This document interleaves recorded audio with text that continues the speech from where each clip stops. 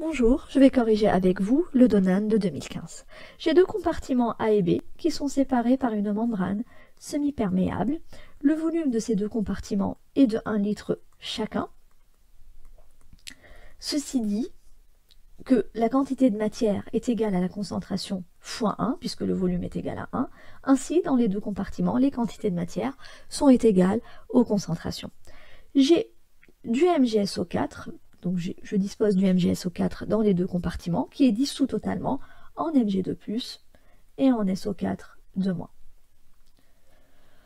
Je sais que la concentration en Mg2+, dans le compartiment B est de 85 milliequivalents par litre. Je vais du coup mettre mes ions que je dispose du coup dans les deux compartiments.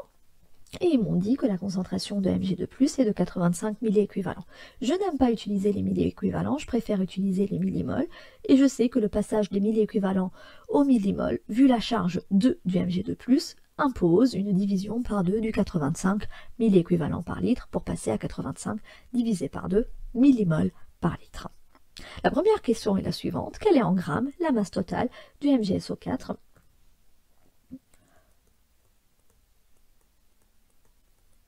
dont nous disposons dans les deux compartiments? Pour trouver la masse totale du MgSO4, il va falloir du coup relier la masse totale à la quantité de matière.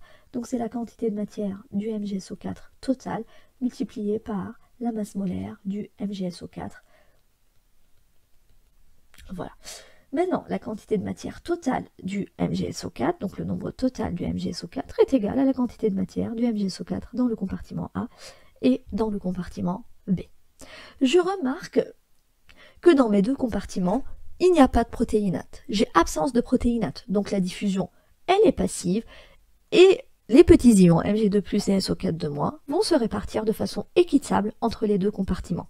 Donc si j'ai à l'équilibre 85 sur 2 millimoles ou millimoles par litre de Mg2+, cela veut dire que j'aurai la même quantité de Mg2+ dans le compartiment A, donc 85 divisé par 2. Il en est de même, vu l'électroneutralité, de SO4-. Voilà. Je sais ainsi que la quantité totale de Mg2+ dans les deux compartiments est de 85 divisé par 2 plus 85 divisé par 2. Donc j'ai 85 millimoles de Mg2+. Il en est de même pour le SO4-. Et ainsi ma quantité de matière totale de MgSO4 des deux compartiments est de 85. Si vous voulez, vous pouvez écrire ça dans mon équation. Donc N de A, c'est 85 divisé par 2, plus 85 divisé par 2. Donc c'est égal à 85 millimoles. Je remplace tout ça dans l'équation de la masse, afin d'obtenir la masse du MgSO4 total. Donc la quantité de matière est de 85 millimoles. Je souhaiterais calculer une masse en grammes, donc j'oublie pas de convertir, fois la masse molaire du MgSO4.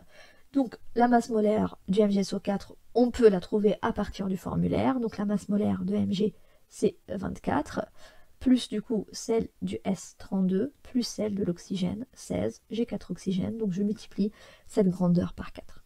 Le résultat de cette opération me donne 10,2 grammes. Ainsi, la bonne réponse à la première question est 10,2 grammes. C'est la réponse P. Je passe à la deuxième question. On va ajouter maintenant dans le compartiment A, donc on ajoute dans le compartiment A des protéinates cette fois-ci, qui vont bien évidemment changer l'équilibre. J'ai 50 millimoles de protéinates, donc RNaX. Je ne connais pas la valence de ces protéinates, donc les protéinates se dissocient en Rx- plus XNa+. Donc j'ai 50 millimoles.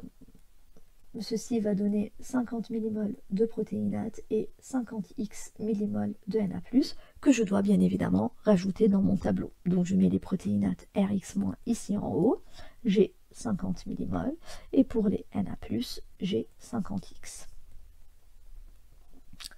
Voilà. Donc maintenant, j'ai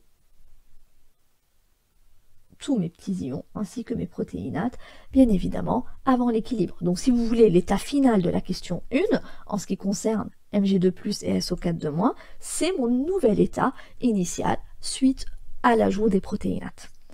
On me pose la question suivante, quelle est la concentration en Mg2+ en milliers équivalents dans le compartiment A lorsque l'équilibre final correspondant à l'état de Donan est atteint. Donc, on sait que afin d'avoir des informations, si vous voulez, sur l'état d'équilibre, j'ai besoin d'interposer des inconnus et de résoudre des systèmes grâce aux lois de Donan.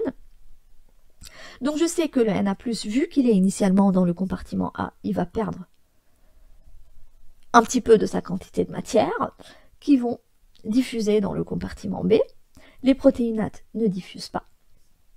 Vu que j'ai initialement la même quantité de Mg2+, des deux côtés, je sais que la pression osmotique qui est exercée par les protéinates va attirer du compartiment B vers le compartiment A les ions de charge positive, et donc du coup je sais que je vais perdre plutôt B ion Mg2+, dans le compartiment B en faveur du Mg2+, dans le compartiment A.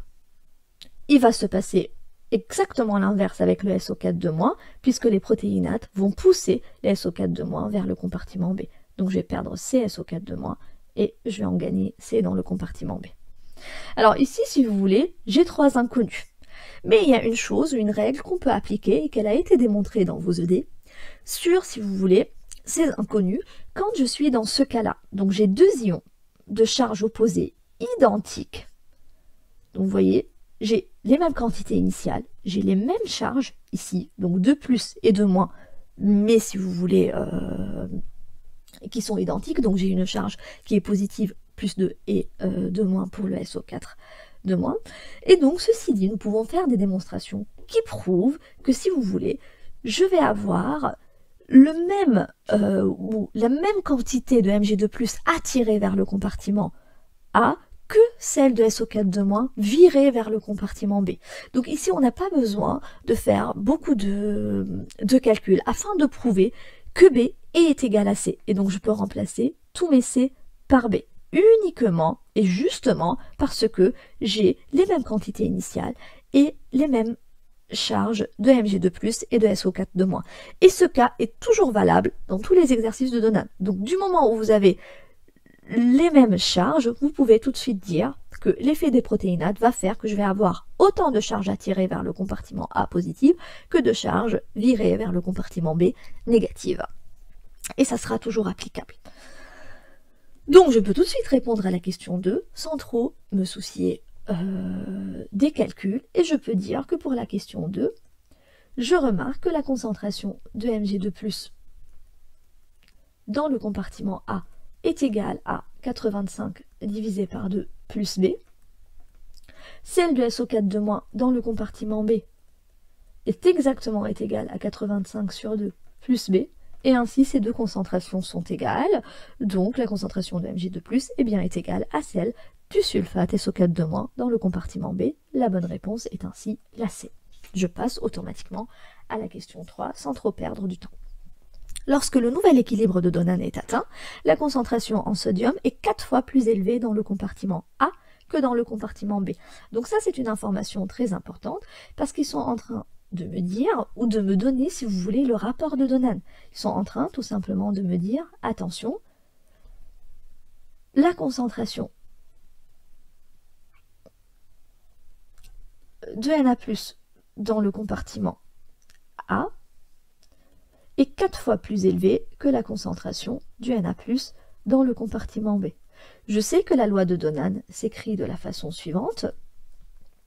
Donc le rapport des concentrations des ions positifs dans le compartiment A, Na+ dans le compartiment A, divisé par Na+ dans le compartiment B, à la puissance 1 sur Z, donc 1 sur 1, C est égal à 4, et ce rapport est égal à celui du Mg2+ dans le compartiment A, divisé par la concentration de Mg2+ dans le compartiment B, à la puissance 1 sur 2, puisque Z du Mg2+ est égal à 2.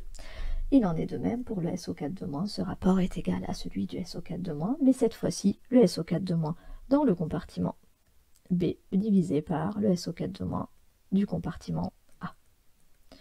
Toujours à la puissance 1,5. Donc ça, c'est une information très importante. Si vous voulez, je peux traduire cette information dans mon tableau en faisant le suivant. Et vous pouvez toujours appliquer cette technique. Vous savez du coup que vous avez 4 fois plus de Na+ dans le compartiment A par rapport au compartiment B, donc vous savez que ce rapport-là, donc 50x moins A divisé par A, c'est 4. D'accord? Donc, je peux exactement de la même façon connaître le rapport, ou si vous voulez, je dois multiplier par combien mes valeurs de mg de plus et de A stockade de moins pour trouver les valeurs inconnues, de la façon suivante. Je sais que 4, c'est égal à la concentration, ou le rapport des concentrations de mg de plus dans les deux compartiments, du coup, à la puissance 1/2. Donc si je souhaiterais retirer la puissance 1/2, il va falloir élever tout au carré. Donc, concentration de mg de plus A divisé par mg de plus B à la puissance 1/2, le tout au carré, ça annule, si vous voulez, le 1/2 qui est ici. Ça annule le 1/2 qui est ici, parce que 1/2 au carré, ça fait 1. Mais attention, je dois garder l'homogénéité. Si j'ai élevé ça au carré, je dois élever le 4 au carré également. Voilà, donc je peux automatiquement écrire que la concentration de mg de plus dans le compartiment A divisé par la concentration de mg de plus dans le compartiment B à la puissance 1 est égale à 16. Et donc, si je souhaiterais traduire ça dans le tableau, je sais que du coup, je dois multiplier par 16 ma concentration de mg de plus dans le compartiment B pour avoir celle du compartiment A. Il en est de même pour le SO4 de moins. Alors, si vous n'aimez pas cette présentation, vous pouvez toujours uniquement vous baser sur la loi de Donan et trouver toutes vos inconnues à l'aide des calculs comme on a l'habitude de faire.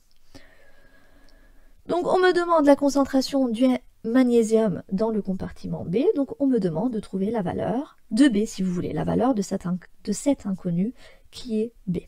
Pour trouver cette valeur, vu que j'ai le rapport de Donan qui est 16, je vais remplacer ma concentration en mg de plus dans le compartiment A par sa valeur, donc c'est 85 divisé par 2 plus B, divisé par 85 sur 2 moins B du compartiment B, et tout ça c'est égal à 16. Ce qui me reste à faire est donc un calcul mathématique, et donc une résolution d'un système à une seule inconnue. Donc je vais le faire, 85 sur 2 plus B est égal à 16 fois 85 sur 2 moins B. Donc 85 sur 2 plus B est égal à 16 fois 85 sur 2 moins 16 fois B. J'isole tout ce qui est B d'un côté et tout ce qui est non inconnu de l'autre côté. Donc moins 16, je le fais passer de ce côté-là. Moins 16B plus B, ça fait 17B, est égal à 16 fois 85 sur 2, moins 1 fois 85 sur 2, donc je peux tout de suite écrire 15 fois 85 sur 2. Maintenant, je sais que 85 n'est rien d'autre que 17 fois 5, donc 17 fois 5 me donne 85, divisé par 2, regardez, je peux simplifier les 17 des deux côtés, ainsi B serait égal à 15 fois 5 divisé par 2. Donc 15 fois 5 divisé par 2, c'est 75 sur 2. J'éviterai d'écrire donc une réponse en forme décimale. Je garderai B est égal à 75 sur 2. Je viens du coup remplacer B par 75 sur 2. Donc j'obtiens ici 85 sur 2 moins 75 sur 2, donc 10 sur 2, 15 millimoles. En ce qui concerne le mg de plus dans le compartiment A, je vais avoir 160 sur 2, donc 80 millimoles. 80 millimoles pour mon SO4 de moins. Et 5 millimoles pour mon SO4 de moins dans le compartiment A. Ainsi, je peux répondre à la question. La concentration du magnésium dans le compartiment B est de 5 millimoles par litre. Attention, on nous la demande en milliéquivalent par litre. Donc si ma concentration de mg de plus est de 5 millimoles par litre, ça doit faire 5 fois Z, donc 5 fois 2 milliéquivalents par litre, donc 10 milliéquivalents par litre moins 1. Voilà, et ainsi je sais que la réponse à la question 3 est la A. 10 milliéquivalents par litre, c'est la concentration en mg de plus. On me demande maintenant de calculer, lors de la question 4, la valeur de la valence moyenne des protéinates, donc on me demande de trouver le x, la valeur du x. Pour pouvoir trouver x, je vais démarrer par la valeur de A, et ainsi je vais appliquer l'électroneutralité dans le compartiment B afin de trouver la valeur de A. Pour cela, l'électroneutralité, pour ceux qui ont oublié dans le compartiment B, se calcule de la façon suivante.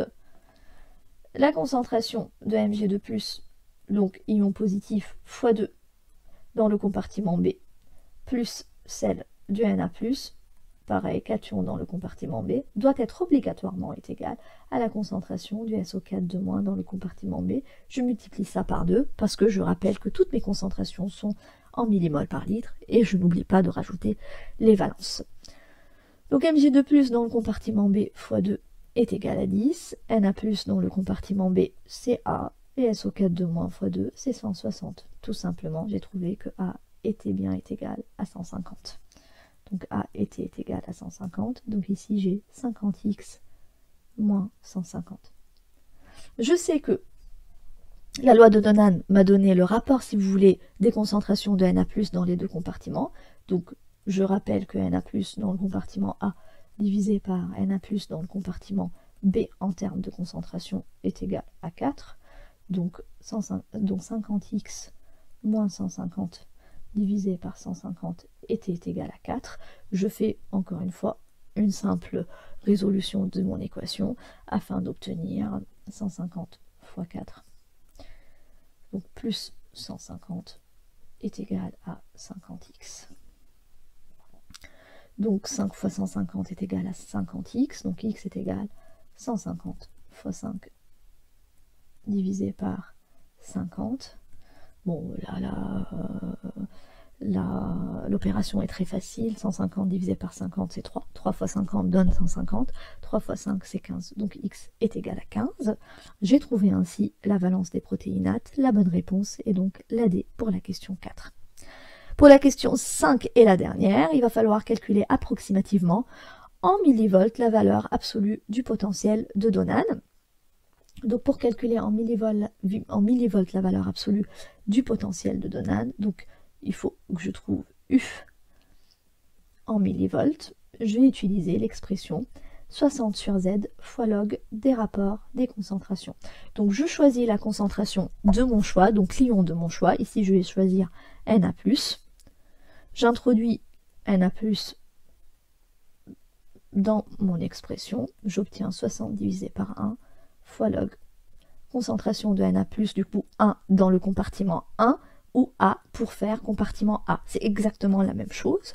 Donc la concentration de Na+ dans le compartiment 1, elle vaut donc 50 fois 15 moins 150. Je peux la trouver.